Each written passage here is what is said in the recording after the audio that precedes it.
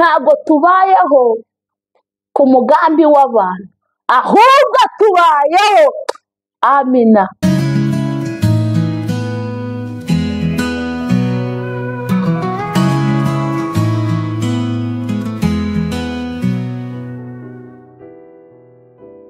Yesu ashimwe. Turabashuhuje mu izina rya Yesu Kristo w'i Nazareti.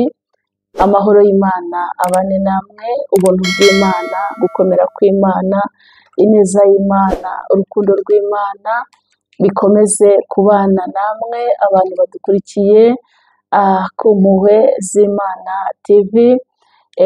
Turabashimira cyane, turabashimira inkunga zanyu, ibitekerezo byanyu, comment. Imana ibahe umugisha, subscribe, Imana ibahe umugisha, buri kintu cyose mukorera kuri impuhwe z'Imana TV. Imana y'amahoro ibaduhere umugisha, turabakunda cyane. Twongeye rero kunezezwa n'Imana mu mutima wacu, kongera kubana namwe. Muraba agaciro, muraba umumaro ibihe byose. Imana y'amahoro igirushaho kubagirira neza uko bukeye uko bwije. Imana rero ni nziza, Imana y'urukundo. Tugiye kuganira, reka dusome ijambo ry'Imana riri muri Samweli wa kabiri igice cya 9 umurongo waho wa mbere, ngo Dawidi agirira neza Mefibosheti mwene Yonatani. Bukeye Dawidi arabaza ati, mbese hari uwasigaye wo mu muryango wa Sawuli ngo mugirire neza kubwa Yonatani? Kabazo kandi mu nzu ya Sawuli harimo umugaragu we witwaga Siba. Baramuhamagara ngo yitabe Dawidi umwami. Aramubaza ati, mbese ni wowe Siba? Akabazo. Nawe ati, ninjye mugaragu wawe. Umwami aramubaza ati,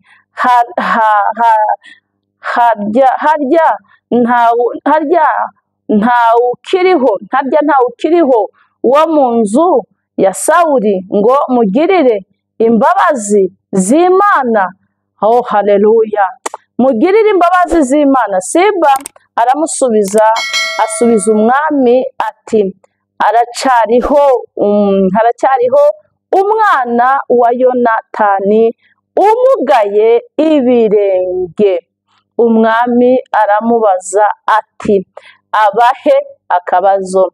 Siba asubiza umwami ati, aba mu rugo rwa Makiri mwene Amiyeli Irodebari. Yesu ashimwe cyane. Nejejwe n'Imana mu mutima wanjye kubw'iri ijambo ry'Imana. Haleluya! Ijambo riravuze ngo Dawidi abaza ngo ntawasigaye. Umutwe w'ijambo riravuze ngo Dawidi agirira neza Mefibosheti mwene Yonatani. Arangije ku murongo wa mbere avuga ngo mbese ntawasigaye ngo mugirire neza wo mu muryango wa Sawuli kubw'ineza ya Yonatani. Yesu ashimwe cyane. Haleluya! Imana ishimwe. Ndumva nejejwe n'ijambo ry'Imana. Ahangaha Dawidi, amateka ya Dawidi na Yonatani ni amateka maremare cyane. Yonatani yari umuhungu wa Sawuli. Kandi Sawuli yarwanyaga Dawidi cyane. Dawidi muramuzi, yari umuntu uri aho ucishije make, wiragiriraga intama mu bana b'iwabo. Niwe umuryango we wari warahisemo ko ajya kuragira intama. Yesu ashimwe cyane. Ariko mu kuragira intama kwe, haleluya, yakoraga ibishimwa n'Uwiteka. Haleluya! Yagiraga ishyaka mu kazi ke ko kuragira intama. Yesu ashimwe cyane. Akagira ishyaka, agakora akazi ke agakunze, agakora akazi ke yumva afite ishyaka, ngo agakunda gucurangira Imana cyane, ngo agakunda kuririmbira Imana cyane, ndetse ngo mu iryo shyamba yabagamo ry'inzitane yagiyemo intama z'iwabo, hajyaga haza ibikoko binini, amadubu, ngo akaza gufata abana b'intama aragiye, ngo Dawidi akarwana n'ayo madubu, ngo agacomora abana b'intama mu kanwa k'amadubu. Haleluya! Ariko ntabwo yabikoraga kubw'imbaraga ze, ahubwo yabikoraga kubw'imbaraga z'Imana yo mu ijuru. Tuvuge ngo amena. Noneho arangije, Imana ishimwe cyane, haza kubaho umugabo wasuzuguye ubwoko bw'Imana, asuzugura ubwoko bw'Abisirayeli, arabasuzugura cyane. Goliyati asuzugura abantu b'Imana cyane. Dawidi aza kubimenya, aragenda ajya kwa Sawuli. Niho Dawidi yamenyekaniye kwa Sawuli. Imana ishimwe cyane. Sawuli aramukoresha. Haleluya! Dawidi yica Goliyati. Amaze kwica Goliyati, aguma kwa Sawuli. Sawuli avuga ati, uri uwo kwande, urinde, uraguma ahangaha, uraba ahangaha, uzajya umfasha. Mbese amugira umuntu ukomeye, amushyira mu ngabo ze. Haleluya, haleluya! Noneho aramukunda, ariko amukunda kubwo imbaraga z'Imana zimurimo. Ntabwo yamukunze urukundo nyarukundo, ubwo yamukundiye icyari kiri muri we. Imana ishimwe. Ntitwirengagize ko hari abantu badukunda kubera ibiri muri twebwe. Amina. Hari abantu batumenya kubera Imana iri muri twebwe. Hari abantu tubana nabo kubera Imana iri muri twebwe, kuko nta handi twari kuzahurira nabo, nta handi twari kuzamenyanira nabo, ariko tukamenyana kubw'imbaraga z'Imana, kubw'Imana yaduhamagaye, kubw'Imana iba muri twebwe, bigatuma tumenyana nabo. Yesu ashimwe cyane. Noneho uko bagiye ku rugamba, Dawidi Imana ikamukoresha ibintu bikomeye cyane. Imana ikamukoresha ibintu bikomeye, akica ababate bose bagapfa bagashira, abaturage bakamuhimbaza, bakavuga bati, ye, Dawidi ni umuntu ukomeye, Dawidi yishe abantu benshi bari baje kudutera.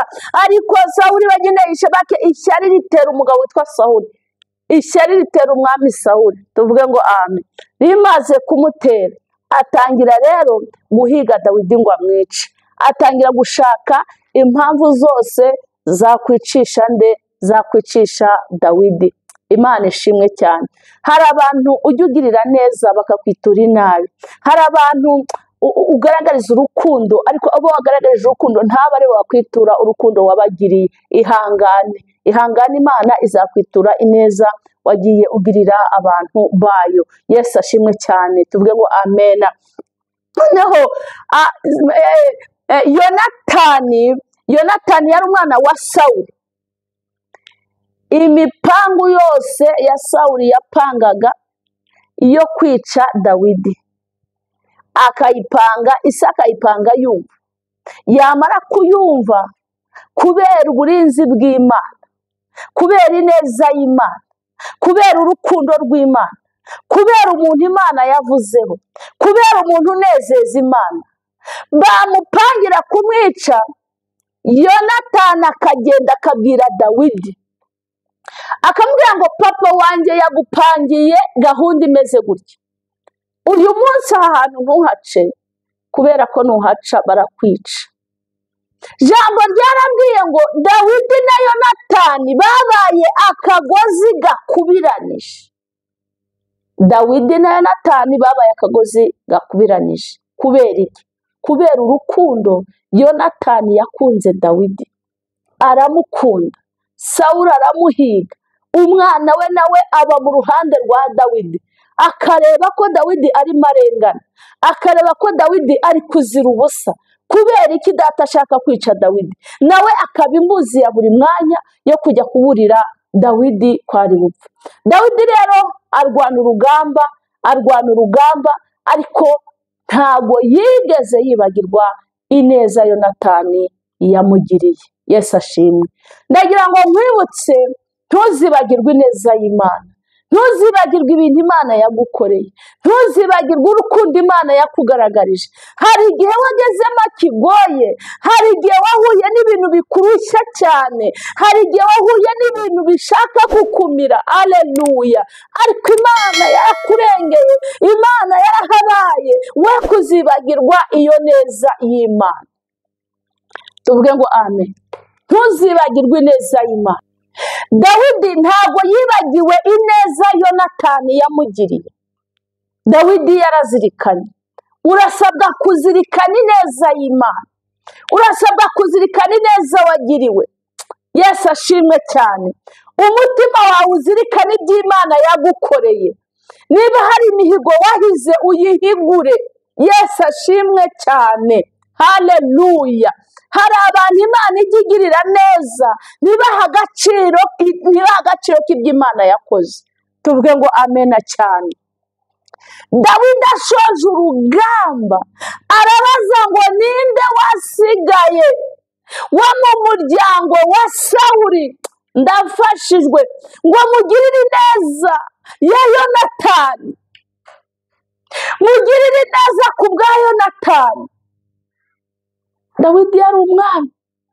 Dawidi yari umuntu ukomeye. Dawidi ni umuntu Imana yari yateye iteka. Imana yacu ni ishimwe. Haleluya. Ariko kumugira umwami no kumuzamura ntabwo byatumye yirengagiza ineza yagiriwe na Yonatani. Kandi Yonatani ntiyari akinariho. Yonatani yari yarapfuye. Ariko wagira ishyaka n'umwete n'urukundo. Abarokore bo muri iyi minsi nta rukundo mugira. Abarokore bo muri iyi minsi urukundo rwarakonje. Imana itugirire neza. Imana itugare mu buntu bwayo n'urukundo rwayo. Yesu ashimwe cyane. Haleluya. Arangiza urugamba ariko arurangiza afite ishyaka. Arabaza ngo nta warokotse, nta wasigaye wo mu muryango wa Sawuli. N'ukuntu Sawuli yamuhigaga. Amen. N'ukuntu Sawuli yamuhigaga. Yagiye amutera amacumu akamuhusha, agafata uruhande. Sawuli akamutega umukobwa we. Umukobwa we kugira ngo amwice, nawe akamubura ati reka reka, kuko babonaga ni umuntu w'Imana, ni umuntu wasizwe n'Imana, ni umuntu wimitswe n'Imana, ni umuntu udashobora gukoraho. Haleluya. Imana itugirire neza. Amina. Arangije atsinda urugamba ariko arutsinda afite ishyaka ryo kugirira neza umuntu wo mu muryango wa Sawuli. Nubwo Sawuli yamuhize ngo amugirire nabi, ariko we ntabwo yigeze ashakisha uwagirira nabi, ahubwo yashakishije uwagirira neza. Reka nkubwire, uzi ko ineza itajya yibagirana? Ineza y'Imana ntabwo ijya yibagirana. Iyo ukoze ibyiza witwurwa ibyiza, iyo ukoze ibibi witurwa ibibi. Yego uwo wakoreye neza ashobora kuba atari we uzagukorera neza, ariko ineza wakoze ishobora kuziturwa umwana wawe. Ineza wakoze ishobora kuziturwa umwuzukuru wawe. Ineza wakoze, Umunyarwanda aravuga ngo gira neza wigendere, gira neza wikomereze. Abantu bo muri iyi minsi imitima yanyu yabaye mibi, yabaye mbese yarirabuye, urwango rwabaye rwinshi, ngo runaka namugiriye neza none ntiyangiriye neza. Ese wagize ngo Imana itakugiriye neza hari umuntu wakugirira neza? Imana itakweretse ineza yayo, Imana idafasha umuntu ngo imukande inyonga y'itako, ntacyo umuntu yakumarira.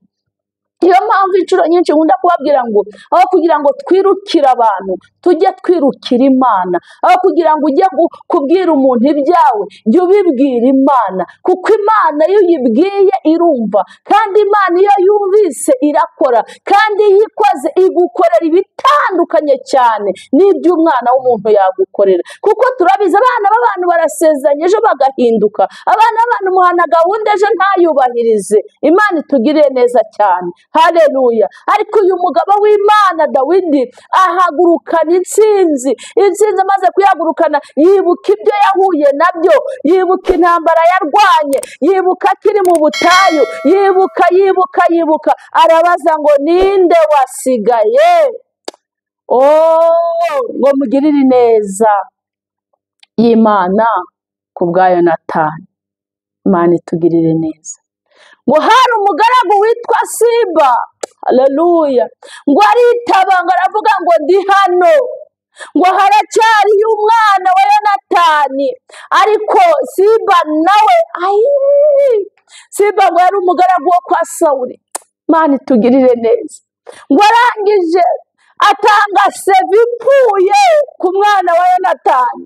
Ariko iyi Imana yamaze kumaramaza kugutabara, nubwo waba ufite seve imeze ite, ntabwo biba bigifashe, kuko Imana iba yaramaze gusinya ngo iyo ikinguye ntawe ukinga, iyo isinya ntawe usinyura, iyo ivuze ntawe uyivuguruza. Iyo niyo Mana twakurikiye.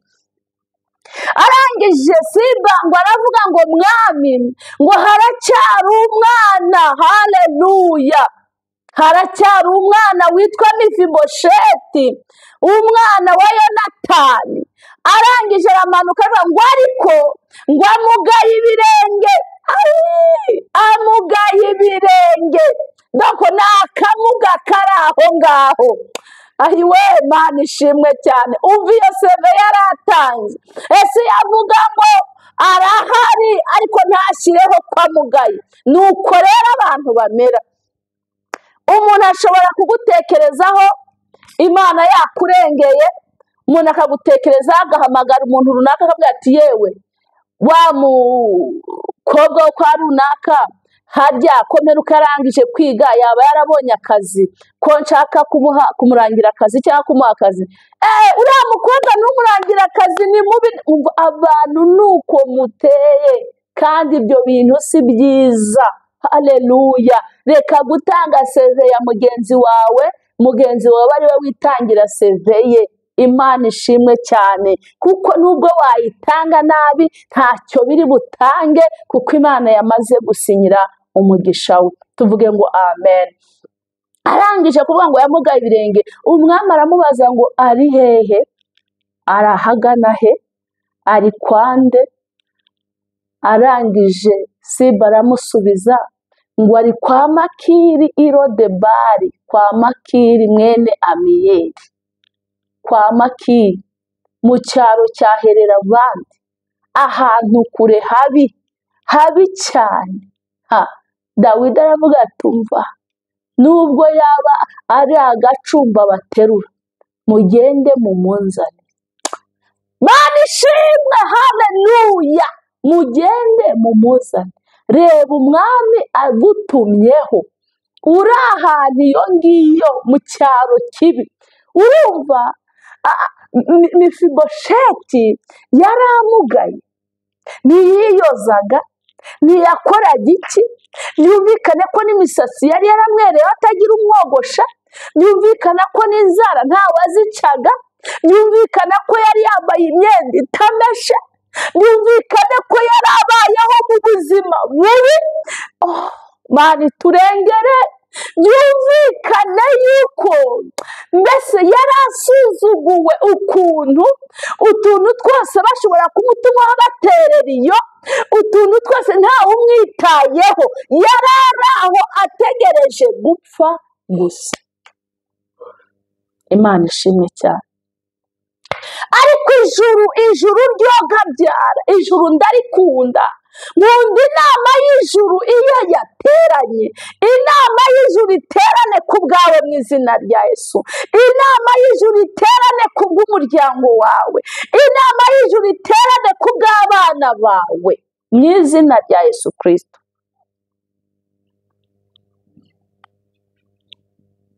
Narimvuze ngo inama y'ijuru iterane ku bw'ikibazo cyawe. Inama y'ijuru iterane ku bw'uburwayi urwaye. Inama y'ijuru iterane ku bw'umwenda ufite. Inama y'ijuru iterane ku bw'amahoro ubuze. Imana y'ijuru iti inama y'ijuru iterane kubwo gutabwa, kubwo kwangwa, kubw'intambara, kubw'ubutayu, kubw'ubushomeri, kubw'intambara zo mu kazi, kubw'ibibazo bitandukanye, kubw'abanyamashyari bakugose, kubw'abarozi bakugenza ku manywa na nijoro.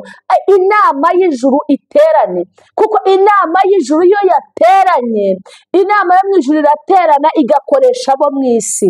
Buriya abantu bo mu isi dukora dukoreshejwe n'Imana. Imana niyo itanga byose.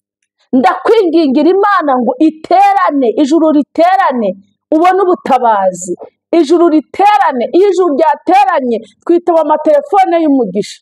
Iyo ijuru ryateranye akazi kacu kari karabuze kamaze imyaka n'imyaniko karaboneka.